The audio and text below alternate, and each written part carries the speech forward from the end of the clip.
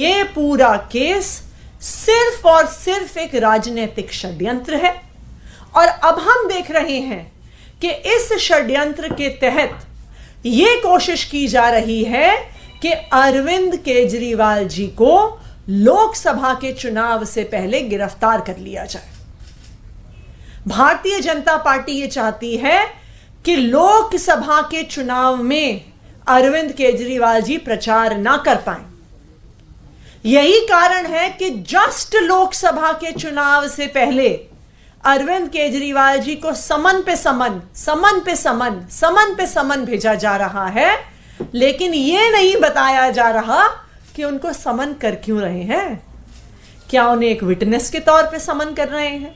क्या उन्हें एक अक्यूज्ड के तौर पे समन कर रहे हैं? क्या उन्हें दिल्ली का मुख्यमंत्री होने के नाते समन कर रहे हैं? क्या उन्हें आम आदमी पार्टी का नेशनल कन्वीनर होने के नाते समन कर रहे हैं? ये ईडी कुछ भी बताने को तैयार नहीं है। इसलिए बताने को तैयार नहीं है क्योंकि ये जो समन है और ये जो गिरफ्तार करने का इरादा है, इसका किसी भी जांच से कोई भी लेना देना नहीं है। ये सिर्फ और सिर्फ अरविंद केजरीवाल को लोकसभा के चुनाव से पहले गिरफ्तार करने की साजिश है। यह देश का इकलौता ऐसा कानून है जिसमें बेल मिलना लगभग असंभव है, क्योंकि कानून के प्रावधान ही ऐसे हैं। तो भारतीय जनता पार्टी ने क्या किया? इस कानून में जिसमें बेल मिलना लगभग असंभव है, अपने सारे विपक्षी दलों पर इस कानून में केस कर दिए।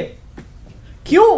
क्योंकि अब आप पीएमएलए के तहत इन्फोर्समेंट डायरेक्टरेट से अपने सारे विपक्षी दलों के नेताओं पे रेड कर सकते हो, समन कर सकते हो।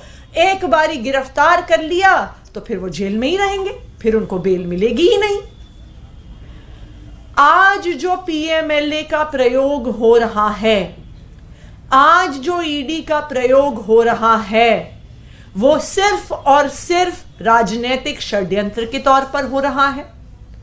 जो पार्टियां भारतीय जनता पार्टी का विरोध कर रही हैं, उनको तोड़ने के लिए हो रहा है।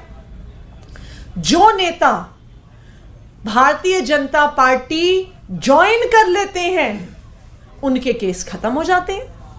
ऐसा क्या है कि शुभेंदु अधिकारी पे इतने सीबीआई ईडी के केस हुए, लेकिन जैसे ही वो भारतीय जनता पार्टी में आए टीएमसी छोड़कर, सारे केस खत्म हो गए।